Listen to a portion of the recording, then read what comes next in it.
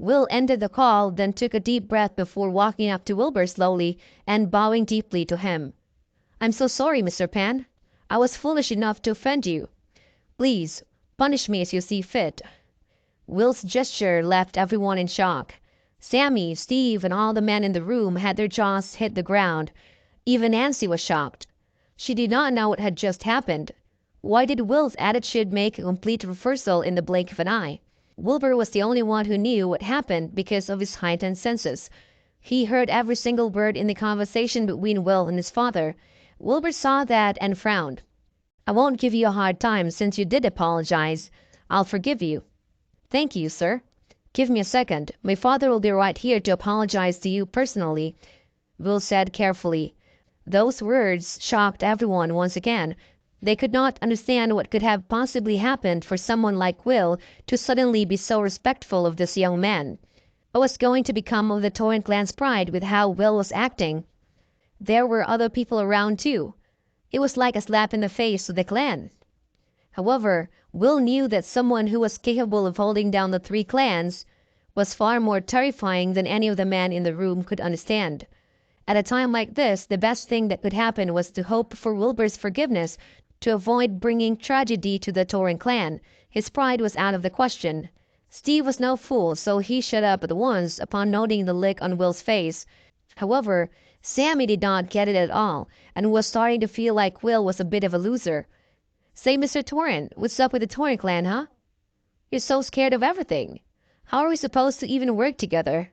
Sammy said in a condescending tone. Will had yet to stand up for him and restore his pride, and he was not going to back down until that happened. Yet just then Will turned around and said coldly to Sammy, "Get out of here right now. Piss off back to West Hill, or I'll make sure you disappear from Seachertown forever." Will was far less kind to an unknowing Sammy. Their collaboration hardly mattered at a time like this. On top of that, he did not want to let Sammy see what would happen when his father got there. Sammy was in shock. He did not understand why Will was being so cold to him all of a sudden and even threatened him. "What's the meaning of this, Mr. Torrent? What's the meaning of this? This is all your fault. Get out of here!" Will roared. Sammy trembled all over, remembering that the Torrents were not to be messed with. However, he really did not want to just let this matter pass. He scrambled to his feet and said, "Very well. Fine. You don't want to work with me. I'll be taking my leave. It seems like the Torrent clan doesn't have much to shout about anyways." Upon saying that, he waved a hand before swaggering out of the place with his men. Will scoffed, then turned to look at Steve and everyone else. "You guys get out of here too." Steve nodded silently, leaving with his man at once. Just then, Wilbur, Nancy, and Will were the only people left in the room.